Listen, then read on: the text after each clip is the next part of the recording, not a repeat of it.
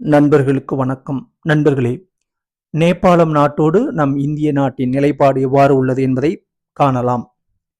நேபாளம் நாட்டில் அங்குள்ள ஆட்சியாளர்களில் ஊழல் மற்றும் சமூக ஊடகங்களுக்கு விதிக்கப்பட்ட தடையின் காரணமாக அந்த நாட்டில் பிரச்சனை ஏற்பட்டது. இந்த பிரச்சனையை அங்குள்ள ஜென்சி, அதாவது இளம் தலைமுறையினர் போராட்டமாக முன்னெடுத்துச் சென்றனர். இதன் மூலம் அந்த நாட்டில் வன்முறை நடைபெற்றது. இந்த வன்முறையின் காரணமாக நேபாளத்தில் அமைதியானது கொஞ்சம் கூட இல்லாத நிலைக்கு தள்ளப்பட்டது.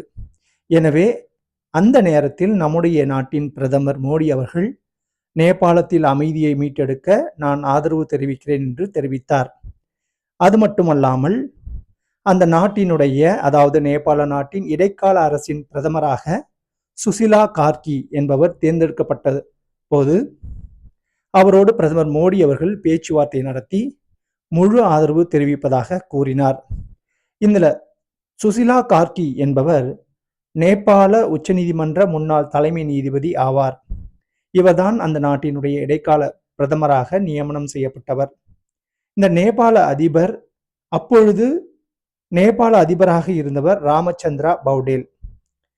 மேலும் இந்த சுசிலா கார்கி என்பவர் நேபாளத்தின் முதல் பெண் பிரதமர் என்ற பெருமையை கொண்டவர் ஆவார். இப்பொழுது இந்த சூழ்நிலை நடந்து கொண்டிருக்கும் பொழுது, அதாவது சுசிலா கார்கி அவர்கள் நேபாளத்தின் இடைக்கால பிரதமராக ஆவதற்கு முன்பாக அந்த நாட்டின் பிரதமராக இருந்தவர் KP சர்மா ஓலி ஆவார். போராட்டத்தின் காரணமாகவும் வன்முறையின் காரணமாகவும் ராஜினாமாவை அவர் அறிவித்து, அதன் பிறகுதான் சுசிலா கார்கி அவர்கள் இடைக்கால பிரதமராக பதவியேற்றார். அந்த நேரத்தில் நேபாள அரசினுடைய அதிபராக இருந்தவர் ராமச்சந்திர பவுடேல் ஆவார்.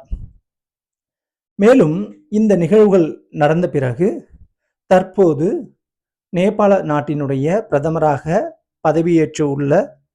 பதவியேற்றுள்ளவர் பாலேந்திர ஷா என்பவர் ஆவார். இந்த பாலேந்திர ஷா அவர்கள் மார்ச் 27, 2026 தேதியிலிருந்து நேபாள நாட்டின் பிரதமராக உள்ளார். நேபாள நாட்டினுடைய தேசிய தினம் செப்டம்பர் 19 ஆகும். நன்றி.